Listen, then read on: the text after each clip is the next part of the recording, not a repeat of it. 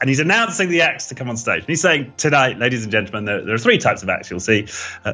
Some of them, in 10 years' time, will be on your television screens. Some of them you'll never see again, and that's a good thing. And some of them should really be doing therapy. And when he said that, it was like this dagger to my soul. I was like, man, that is absolutely right. I mean, you could argue that all art is some form of therapy, but I am inflicting on my audience these pains from deep in my soul, and I would be much better off working through this with a therapist, was what my intuition was telling me. And that was the moment. That was the fork in the road. This is the Ideas Lab podcast, where you can learn from great creative and entrepreneurial minds how to turn your ideas into original businesses, books, and brands. Because in a crowded world, it pays to stand out. This is your host, John Williams, best-selling author and founder of the Ideas Lab London. Richard Atherton was a consultant at Deloitte when I ran into him in the basement of a SOHO comedy club. He ended up quitting Deloitte, tried his hand at stand-up, created a burlesque comedy night called Bonobo Presents, then embarked on a deep psychotherapeutic journey on himself before founding First Human with some colleagues, a company which takes what he's learned in both the consulting world and in therapy and brings the humanity back into corporations.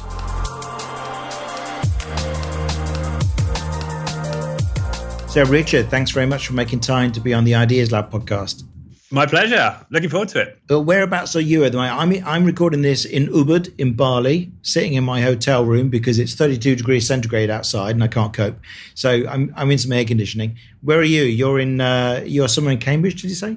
Yeah, WeWork has just opened a new space near Cambridge Station in the UK, and I'm here enjoying their fantastic internet and a very empty offices. I think it's only just opened, so it's pretty empty. It's good. Yeah, so everything's pristine and new. Lovely. So I wanted to talk to you. We know each other, sort of, from Deloitte.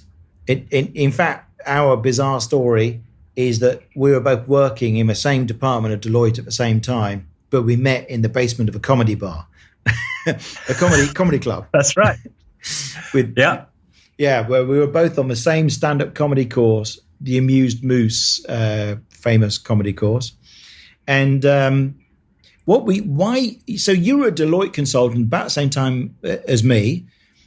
Why did you start doing a comedy course? Stand-up comedy? Good question.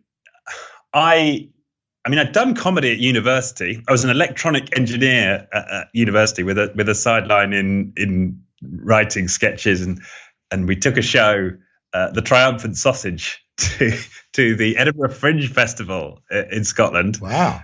And we were critically panned, but it was a good it was a good learning experience. Yeah, and always had an interest in comedy. And actually, when I first left university and came to London, I worked in a bar and was doing stand-up comedy and didn't really get very far with it. Took a job coding in the city, found my way into Deloitte, and then had put that creative part of me somehow pushed it down for several years. Well, of course, one is creative as a consultant, but not in the same way. And where had I got to? That's right. And I suppose it had been 6 or 7 years as hard work as a consultant, traveling around, and something in me must have decided I needed to do snapped. Needed to do something more creative. Found my way to this course. Was recollecting that the first time round I'd done it, it hadn't gone brilliantly well. In fact, I remember the pub in the East End where I took my comedy, and they were pretty much perplexed by what had just happened. They certainly weren't laughing. That's not a good reaction. You want perplexed is not a good adjective to be. Exactly. So I thought, well, maybe I should get some training, and maybe I'll have a better shot at it this time. Yeah. And so we were sitting in the basement, and I said something like, "What do you do?" It was towards the end of the course, And he said, oh, I work at Deloitte. And I went, well, so do I. Where? And he said, the Strand. And I said, well, so do I. In which department? And he went, TMT, Telecoms, Media and Technology, whatever it is. And I went, well, so do I. But the fact is, you've been on project the whole time because you've been at Sky TV. And so you what kind of consultant were you? You're like a management consultant in general, or? So yeah, I had come to Deloitte with my coding skills, and I was still doing some amount of software engineering as a consultant. And I suppose it was a broader role because in Deloitte you never just I don't want to say that sounds pejorative. What is usually has some technical skills that you're deploying, and then you get involved in much more management aspects as well, which was definitely the case with me there at Deloitte. I was doing project management and bits and pieces of design architecture, and so it was a technical consulting managementy role. And so then you do the 12-week Amuse Moose comedy course with me with Logan Murray, who's a great teacher, and where did you go afterwards? Because at the end, I went and did a handful of gigs, which most of them went quite well, actually. What you went and started something else, didn't you? You want to explain what that was? Yeah. So, I mean, initially, I actually started a comedy club above a goth club on Wardour Street in the middle of Soho in London, which is the kind of the gay, well, at least was a gay, pretty creative quarter within London, and we had a room above this goth pub. We called it the 99 Club because it was 99 Wardour Street. Yeah, because I performed at the 99 Club. Because was it Richard Warrianecki who was running it with you? Jim Warrianecki. Jim Warrianecki. Yeah, that's right. Okay. Yeah, Jim and I started it together, and in fact, my dad came down and put the hooks for our very first black curtain behind the stage there, above this pub, and it was an extraordinary pub. You weren't allowed to wear a tie in this pub. It was full of goths, and we had a pretty sort of straight mainstream audience, and they'd walk through this pub and be like, "What the hell have we come into?" And then they'd come upstairs, and then and we there were gargoyles on the walls and bits of old motorbike. It was just this ridiculous room, but it was fun to do comedy, and we ran that for a few years, Jim and I. I mean, Jim has now taken it on, has done incredibly well with it. I mean, he's got clubs all over London and he's made a huge go of it. So yeah, brilliant. But I did that. And after a while, I felt like I wanted to do something broader. Like we had a punk band show up one night and sort of perform at the end of the gig. And I had decided, I like the idea of doing something broader than simply the comedy, and then went on to create Bonobo Presents. Bonobo is a type of ape, and when the technical meaning of Bonobo Presents is when a bonobo presents its genitalia to other. I didn't know that bit. I knew you'd mentioned the bonobo thing because they're the most promiscuous apes or animals in the world or something, but I didn't know the bit about presents. Oh my God. Yeah. So it's part of the way they communicate with each other, actually. And they, of course, what they're famous for is having a lot of sex, obviously, in any which way. And so it was a fun, it's just a fun thing to create this show around. Fun idea to create the show around, and it was pretty sexy. We had a lot of burlesque dancers and so on, and we had comedians and poets and performance artists. We took it out of this. Well, we created it in a much more salubrious, much more grand and luxurious setting around the corner, the Cafe Royale. Yeah, and I ended up running Scanners Night there once, but it's a great venue, and it's a shame they closed it because it's like this really old-fashioned bar, mirrors everywhere, and it feels like something from 100 years ago. So, and that did pretty well, didn't it? That did really well. Yeah, we were, after a while we were selling out. We were the world's only carbon neutral cabaret club, so we offset all of our cabaret. And that got the interest. Channel 4, which are the major TV stations in the UK, so they filmed at our cabaret night, the world's one and only carbon neutral cabaret night. And so we did that. We we get a lot of, we did get a lot of press because I was running it with Melanie, who was a PR professional. So of course she was brilliant at that. And yeah, we had a hell of a lot of fun doing that for a few years. Initially on the side, actually, but yeah, right at the start. Well, no, actually, I'd quit Deloitte. By the time. And so somewhere in the midst, I took the leap and screwed Deloitte work, and jumped out of working as a Deloitte consultant now. Were you making enough money from Bonobo Presents to live on, or had you gone into contracting or something? So yeah, that's right. So I was contracting. I had a little bit, not much, but a little bit left over from where I was from working at Deloitte, which I suspect probably kept me going for a while. And then and I was contract. So I was very lucky. Deloitte took me back on as a contractor, which was extraordinarily lucrative. And I managed to do that part time. So I said I'd come back, and I'd only do it 3 or 4 days a week, which they were very accommodating of, and the client, which was the BBC. So it was great. For a while there, it was fantastic. I was making a lot of money as a contractor, having a huge amount of fun running this cabaret show. Yeah, I mean, that's a similar journey to me as well, because I ended up contracting. And I think there's an interesting point here for anyone who wants to break out of a job and go consulting, contracting. People will always say that they want you full time on a contract, or even they want you back in a job. And, if you take them at face value, you would imagine that it would be impossible to do what both you and I did, which is to work 3 days a week. And yet, if you stand firm and you just go, I am only available 3 days a week, depending on the kind of work you're doing, sometimes it's not practical. People will cave because they'd rather have you 3 days a week than not at all. And it sounds like that's what Deloitte did with you, or what the BBC, who was the end client, did with you. And in fact, it was the BBC I was contracting for during the similar period as well. Yeah, that's right. Yeah. You push past that initial resistance, and quite often they'll say, a friend of mine was talking about his wife, who's a lawyer, and they tried to say to her, well, we'll let you come back 4 days a week. She's a mother as well, and she didn't want to work full time. She said, no, I'm only going to work 3 days a week, take it or leave it. And eventually they caved. You're right. They just said, okay, we'd rather have you 3 days than no days. So yeah, you're right. I think often people are in a stronger position than they perhaps initially perceive that they're in. And of course, not always. And we had I think you had broadcast expertise, and so did I. So if you've got some sort of specialist thing and people need it and they really want you, then yeah, they will bend.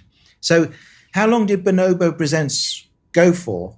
It was a couple of years. I think it was 2 or 3 years, and we set up an agency. So it was a purveyor of jugglers and dancers to aristocratic parties in London for a while, which was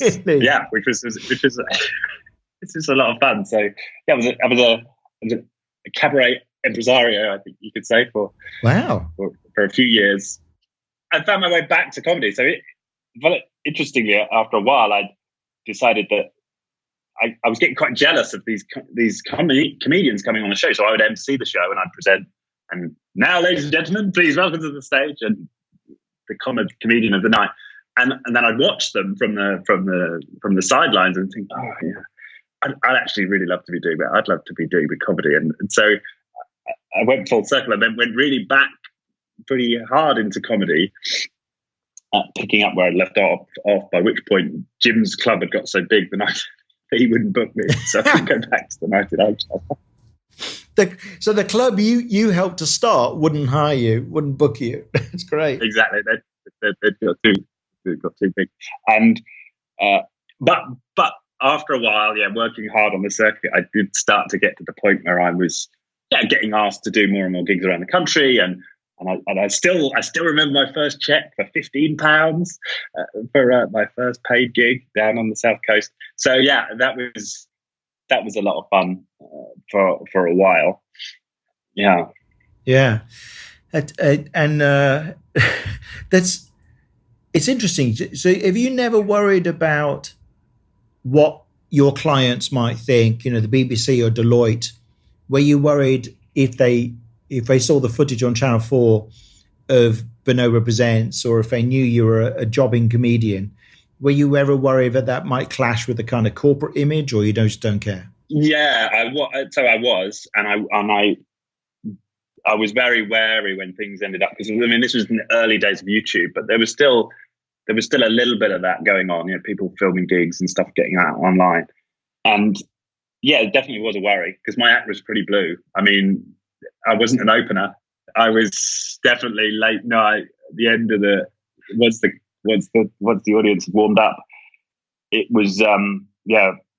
So yeah, it was a concern. It certainly was a concern, and it may have got to a point where had I continued with it at some point, it would have been unsustainable to be having a really dark blue comedy act and playing the role of a trusted corporate advisor simultaneously. I mean, it was a pretty bizarre life for a while, because I'd be on stage in Birmingham, which is sort of in the middle of the UK, at midnight, knowing I had a meeting with a client at 8 a.m. the next day in London. And yeah, so that there was a few months where it was a pretty demanding double life. I mean, it sounds like you're not afraid to work hard on whatever you're doing. I mean, we shouldn't kind of deny that that's a factor in all these things being quite successful. Yeah. Oh yeah. I think, yeah. Working hard, persevering, like going through the big shit phase, and just keep on. Yeah. Yeah. Because I mean, well, it sounds like you actually had a slightly different ride with comedy. It sounded like you were pretty good right from the start. I mean, I had more in common with most comedians, which actually is they're pretty awful for quite a long time before they start getting good. I was definitely in that camp. Well, I was weird in that I sort of turned it around in the last meeting of the comedy course. And I did there's a performance. So you do this 12-week comedy course in the basement of the Muse Comedy Club with Logan Murray. And then at the end, everyone does a gig where you do 5-minute slot in front of an audience, which is quite big, which is basically made up of the friends of all the people who are performing. And I was like second but last. And I did actually a good job and people laughed. It's a fairly forgiving audience because it's friends and stuff. I came off and somebody said, "Oh my God, you get the award for most improved." So clearly I'd managed to turn it around just by that last thing. And the challenge for me was understanding the difference between funny writing. So when you're writing an article and you want to be funny, and funny stand-up, which is like a whole different level of funny, because I would say stuff on stage, during the course, and people would like go, and sort of like you would when you're reading an article and go, "Oh, that's clever, that's funny, it's interesting." But that you don't want people doing that in a comedy audience. They've got to actually, convulse with laughter. So it was that transition I had to get the hang of. And I had at least one bum gig that was terrible. I only did about 5, and other ones that were good, and at least 2 or 3 that went quite well. So it's kind of it's quite a journey you've been on. And then you kind of went on, this is probably, at what point you went on this big therapeutic journey? And when did you start to get into that? Well, it was Monkey Business, which is another simian themed night in London. And oh yeah, I remember Monkey Business. That's in Camden. So, yeah. Mm-hmm. Monkey Business in I think it was Kensal Green. So in the north of London, I think Martin Besserman ran it, and he's announcing the acts to come on stage. And he's saying, "Tonight, ladies and gentlemen, there are 3 types of acts you'll see. Some of them, in 10 years' time, will be on your television screens. Some of them you'll never see again, and that's a good thing. And some of them should really be doing therapy." And when he said that, it was like this dagger to my soul. I was like, man, that is absolutely right. I mean, you could argue that all art is some form of therapy, but I am inflicting on my audience these pains from deep in my soul, and I would be much better off working through this with a therapist, was what my intuition was telling me. Yeah. And that was the moment, that was the fork in the road. And at that point I was like, okay, this comedy's going okay. It wasn't like I was having some stellar success, but it was going okay. And I could certainly see a path where I was going to improve over time. But that was the moment I thought, no, I really need to be doing therapy, not comedy. And I didn't then, I saw out the rest of the bookings that I had, and then really started going hard into working on myself. And the initial act there was to go out to California, Santa Monica, and do 21 days in the Primal Center, which is a therapy center that's still going, that's set up by a guy called Arthur Janov, who wrote the famous book The Primal Scream, was John Lennon's therapist.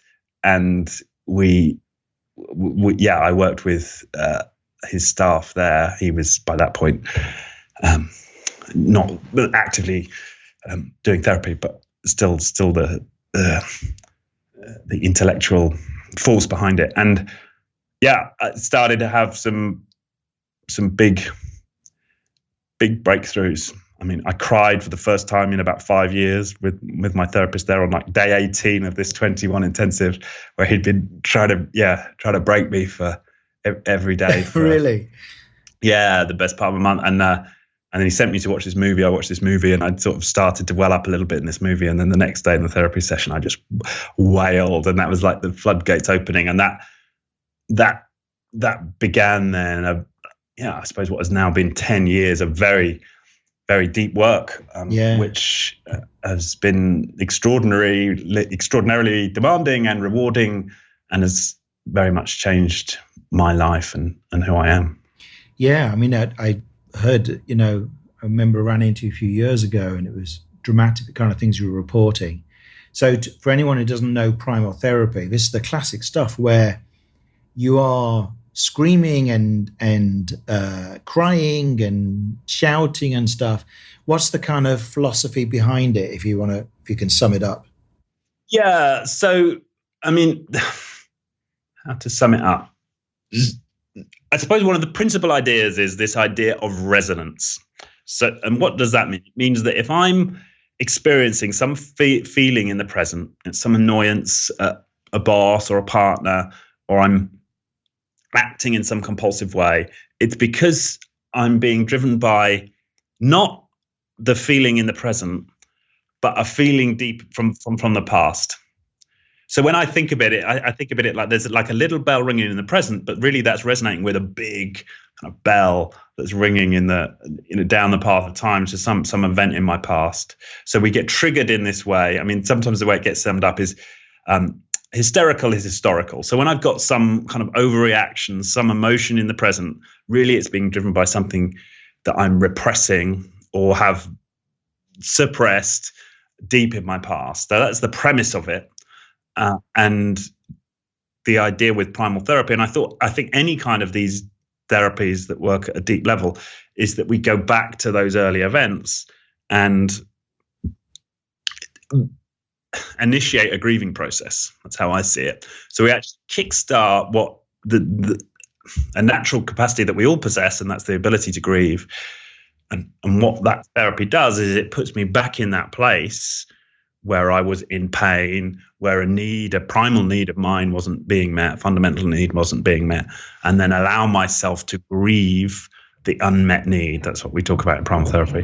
And through doing that, I resolve forever that part of me that's damaged. So it's curative in that respect. And that's, I think, that's for me, that's what distinguishes it from a lot of other therapeutic paradigms, is that it's curative. You dissolve that aspect of one's damaged psyche permanently.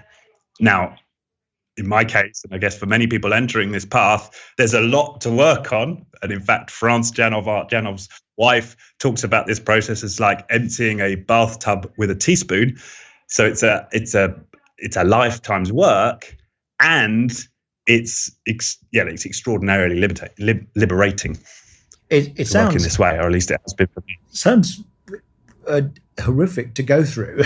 Is it not just like, oh my God, do you dread the sessions? Sometimes, that's true. Sometimes I'm like, oh, am I ready for this tonight? That's true. Sometimes I do, but no. Ultimately, I'm drawn to do them because I experience such ultimately such relief from doing it. So it's in some ways I feel immensely privileged that I have the time and the resources to do all this. I'm well aware that there are a lot of people who would not have the wherewithal to take on this work because for long periods I've not been able to work. I've not been able to function as in relationships or just in generally in life. A lot of the time it is lying on the floor, bawling your eyes out. So Wow. not everybody has the circumstances where they can allow themselves to do that. So and the therapy is not too cheap either if you actually do it with the Yanoff Institute. No, it's not. Well, I mean, initially the big expense was going out to California to do it, but actually now I do it over Skype. I haven't been back to California for years, and I don't need to do it as intensively as I did. But it's not. I mean, it's expensive in the sense that all therapy is expensive. You're having to pay a professional by the hour, but it's not. I wouldn't say it's any more expensive than any other therapist, really. Yeah, and what's interesting is that most people never begin this journey. So people largely, they end their life pretty much in the same state they were when they enter adulthood, more or less. So it's a rare person who, yes, you've got the means to do it, but it's a rare person who actually invests the time and the energy and the, distress it's going to evolve along the way in order to unwrap it and actually change yourself. So I think it's an amazing thing. Yeah, I think it's certainly true that not many people do it. And interestingly enough, we're back to Deloitte. I think one of the moments for me early on in my career with Deloitte was looking at the partners there who were maybe 10, 15 years down the track. And now some of them are very healthy and, people I looked up to. But a lot of them, were overweight, heavy drinkers, mistresses, all the rest of it, and had pretty dysfunctional lives, despite being, of course, very wealthy. And there was a part of me that could see that might be my future. I'd be one of those guys who was making a fortune, but ultimately a bit of a wreck. And something in me knew I didn't want to do that. And that helped drive me actually. Firstly, to look at more creative ways to make a living, but then ultimately took me into this therapeutic path. Yeah, and I'm laughing because I'm thinking of the two partners that were involved in my team, and they were very odd until we merged with Anderson Business Consulting, and then those people seem to be a bit more together. But I won't mention any names. And now, so what do you do now? Because I described you the other day when we met up as like you do therapy shit in corporates at a high rate, which you laughed at. But it's quite an achievement because you are kind of doing soft skill stuff. You're doing stuff that's a bit like therapy. And I'm not being derogatory about therapy because a lot of people know I'm in therapy myself and I'm a big fan of it. So, but I'm kind of being a bit lighthearted about it. What are you doing in corporations these days? Can you name drop a couple of companies you've worked for that you're allowed to mention? Yeah, so I can talk about the BBC. They've been a client of mine over the years, and John Lewis, who are a big retailer in the UK. I have done work. I had some limited engagement with the Olympic Games, so they were. It was great to work with someone from the Olympics. Adidas, I've had done some work with some of their guys. So yeah, there's been some bigger names, and then Aberdeen City Council I'm currently doing some work with. So there's a range of clients that I work with. Yeah. And what are you doing with them?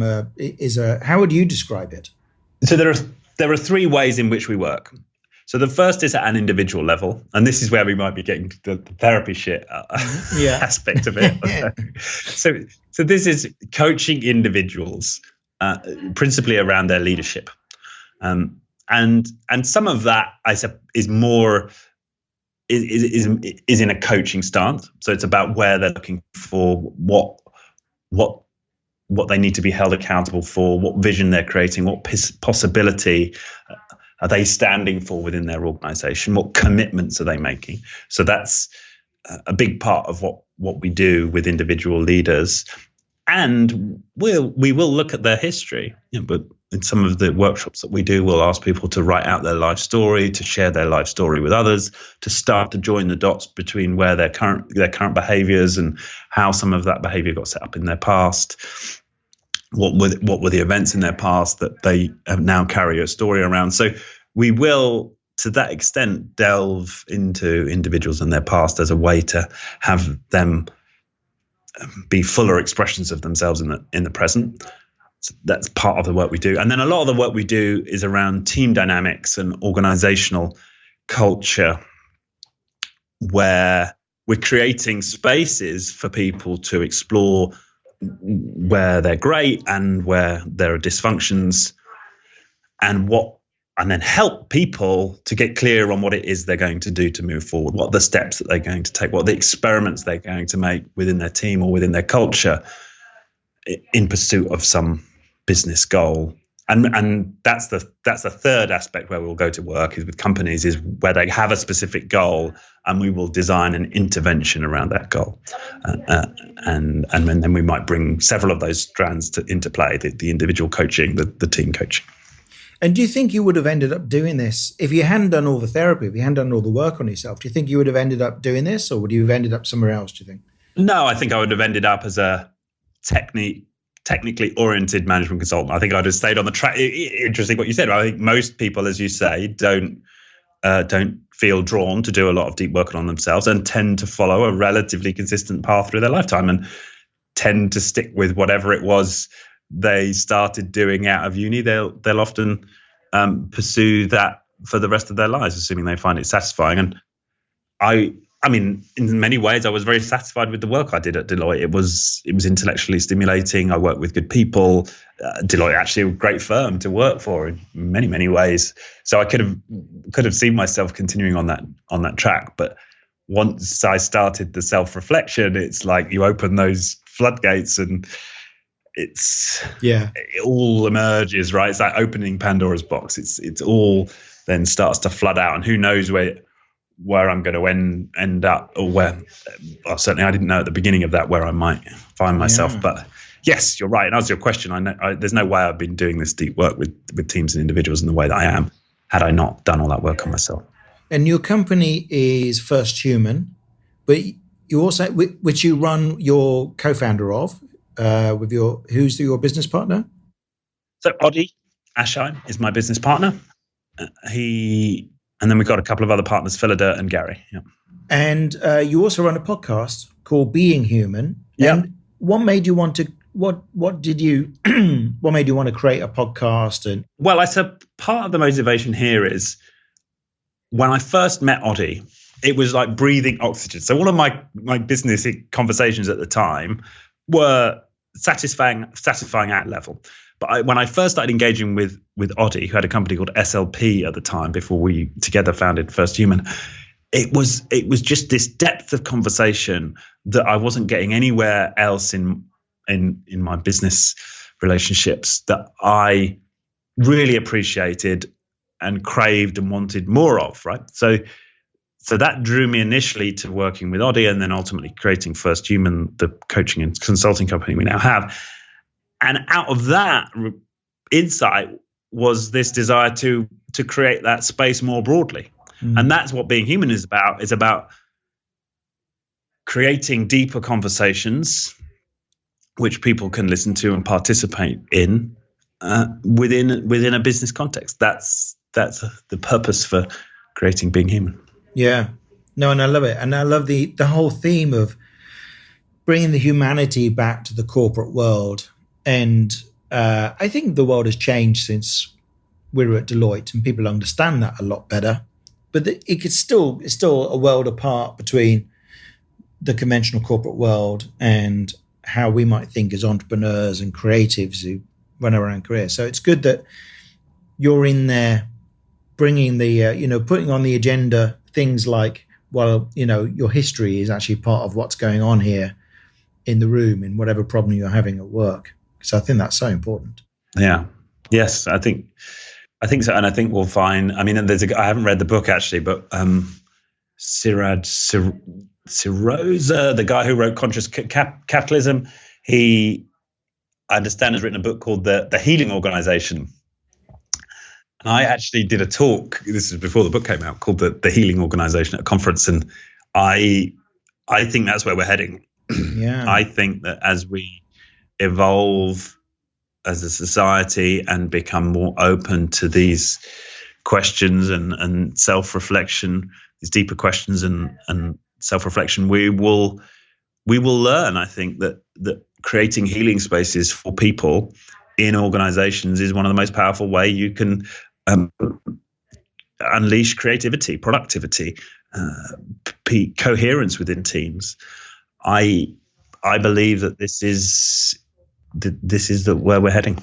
No, I think that's brilliant, and I love the idea of a corporation or an organization can be a space for healing, not just making money, not just people functioning to their best abilities, but actually, I never even thought of a company like that before, but a place where everyone gets better, in every way. Yeah. I like that. Yeah. Where we can help each other heal and grow in the broadest sense. That's great. Yeah. So if people want to know more about you, tell them the website address. Yes. So firsthuman.com. And if you want to hit the podcast, it's firsthuman.com/podcast. That will get you to the Being Human podcast. And then you'll see all the episodes there and then links out to iTunes and YouTube. Great. Okay. Well, thank you, Richard. What an amazing journey. What a fascinating conversation. Thank you, John. Well, I've always felt like it was all about me this time, but of course you've got an extraordinary journey as you sit out in Bali interviewing me. Yeah. Well, I talked about our parallels there, and I think it's funny how our lives have gone along in parallel in the ways that they have. So yeah, glad I ran into you in that basement in Soho and spoke to you. Thanks very much, Richard. Thank you, John. Thanks for listening to this episode of the Ideas Lab podcast. Please do subscribe, and if you've enjoyed this episode, it would be great if you could leave us a review.